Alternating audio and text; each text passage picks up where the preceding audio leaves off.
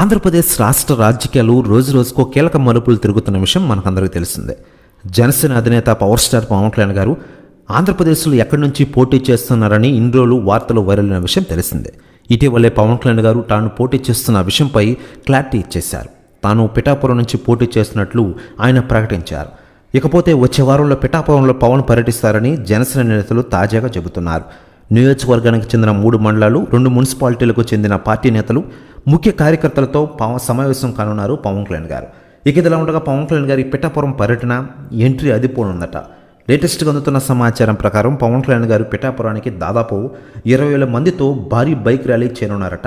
Press news కూడా తెగ viral అవుతోంది ఆంధ్రప్రదేశ్ రాష్ట్ర రాజకీయాల్లో. కాకపోతే పవన్ కళ్యాణ్ గారి పిఠాపురం పర్యటనలో ఇతర పార్టీలకు చెందిన నేతలు, కార్యకర్తలతో పెద్ద సంఖ్యలో జనసేన పార్టీలో చేరుతారని తెలుస్తోంది.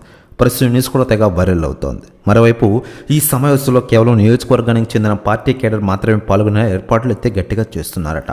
నియోజకవర్గంలో ఉన్న సమస్యలు, పెండింగ్లో ఉన్న పనులపై దృష్టి సారించనున్న పవన్ వాటిపై ప్రత్యేకంగా చర్చిస్తారని తెలుస్తోంది. ఇక గ్రామాల వారీగా ప్రచారంపై దృష్టి పెట్టాలని స్థానిక నాయకత్వానికి ఇప్పటికే సూచనలు వచ్చాయట. మొత్తానికి పవన్ కళ్యాణ్ తొలి పర్యటనలో కేవలం జనసేన నేతలతో సమావేశాలకే పరిమితం కానున్నారు పవన్ కళ్యాణ్ గారు.